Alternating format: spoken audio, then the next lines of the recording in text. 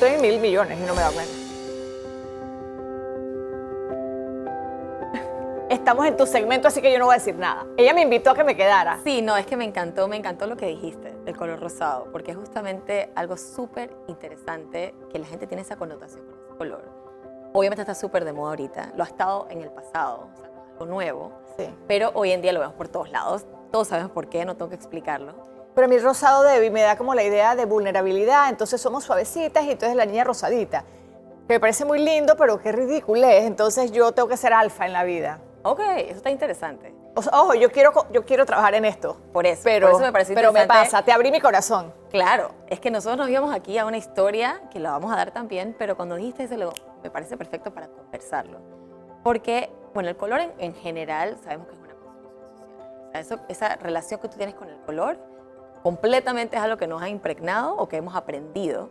Y el color rosado es el único color que realmente tiene un tema con el género. Porque te pones a pensar todos los otros colores, digo, inclusive hasta el azul. A ti tú pones el azul y no sientes que estás poniendo un color nada más de hombre. Exacto. En cambio, los hombres, al ponerse rosado, automáticamente dicen, esto es un color muy femenino. Y tú dices, ¿pero por qué? Y aquí está la historia. En realidad, esos son los colores más antiguos de la historia. Dicen que hay pigmentos que se han encontrado que tienen 1.100 millones de años de existencia. Obviamente, en la naturaleza tenemos mucho rosado con las flores, con el, ¿sabes?, el atardecer, etcétera.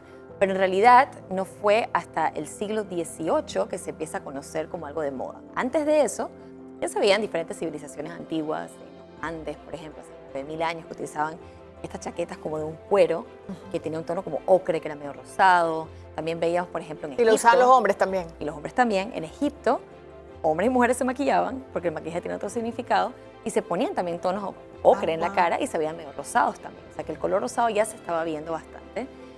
Inclusive, y esta es la parte interesante, cuando en diferentes culturas cambia. Y por ejemplo, las culturas japonesas, ellos consideran el color rosado en ese momento como un tono súper masculino y súper, digamos, agresivo, porque lo veían que estaba conectado con la batalla. ¿Por qué? Y esto tiene bastante lógica.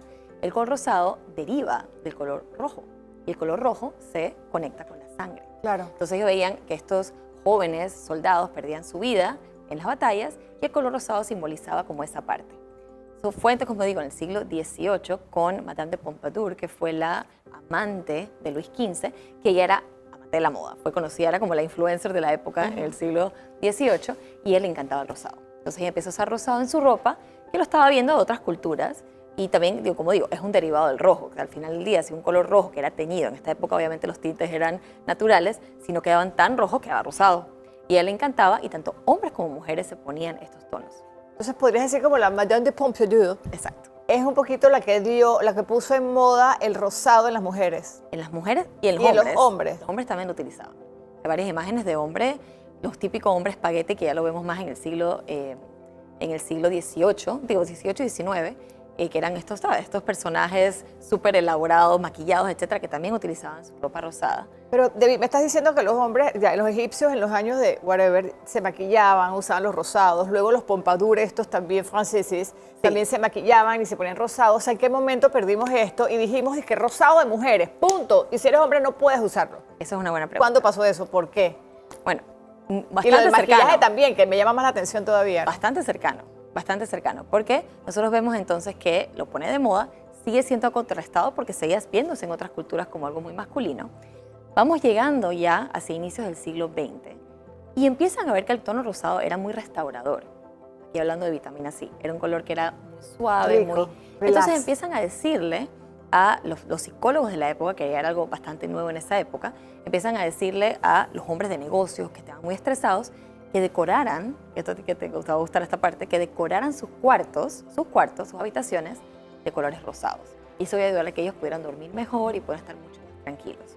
Inicia entonces el siglo XX, todavía vemos esa distinción, inclusive hasta en el año 1927 hay un estudio de la revista Times que dicen que empezaron a hacer como este estudio de qué colores le iba bien a qué persona, a qué género, y todavía sigue siendo que el 60% decía que el color rosado era para varones y el color celeste era para niñas porque era más virginal.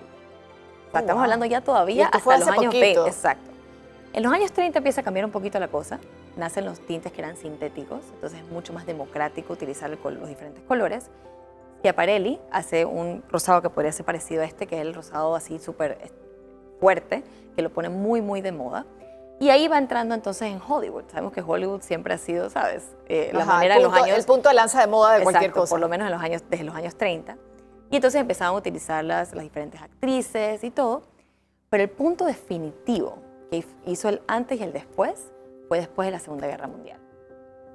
Durante la Segunda Guerra Mundial, una parte un poco más oscura de la historia es que los nazis, ellos tenían diferentes triángulos de tela que lo utilizaban para sus diferentes tipos de prisioneros.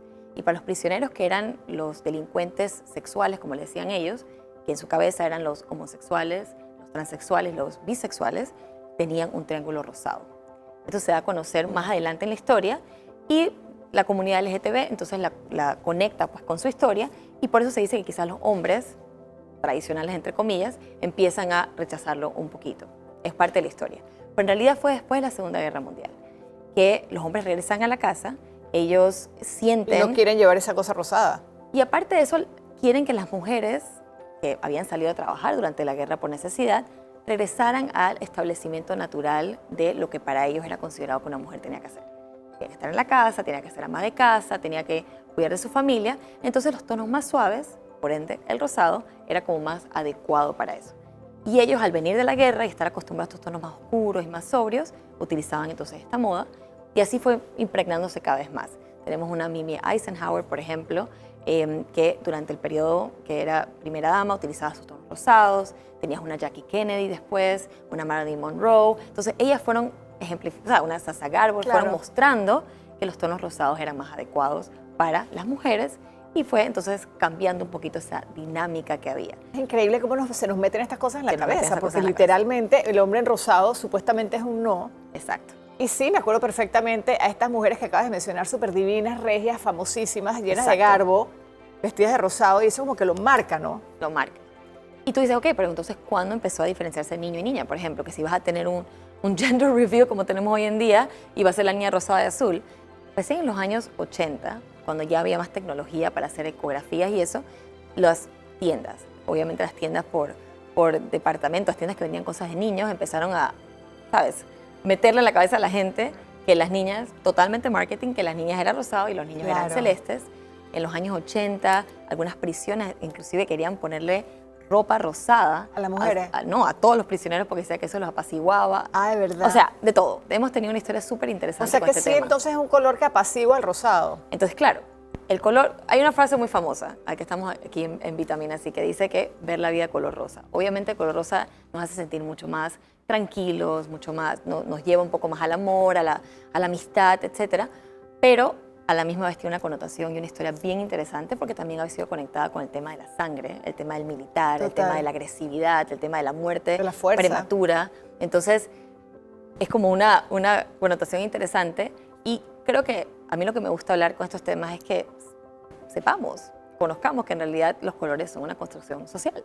Sí, que la idea que tenemos nuestras ideas limitantes de colores, que es algo como que en verdad, si a ti te gusta un color, póntelo, y si no te gusta el color, tampoco te lo pongas, ¿no? Y no te va a hacer que eres así o asado, o no te va a cambiar nada.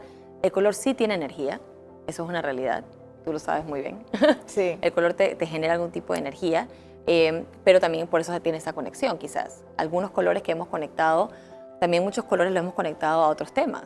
Temas, por ejemplo, como qué tan costoso era conseguir ese tono, y por eso ciertas personas lo utilizaban. Eso lo vamos a ir hablando en otros programas. Pero es bien interesante. Ahora que me dices el rosado, exacto, es como que si yo me he visto rosado, eso me suaviza, pero si yo voy a una reunión vestida de negro, estoy imponiendo poder, estoy imponiendo como que...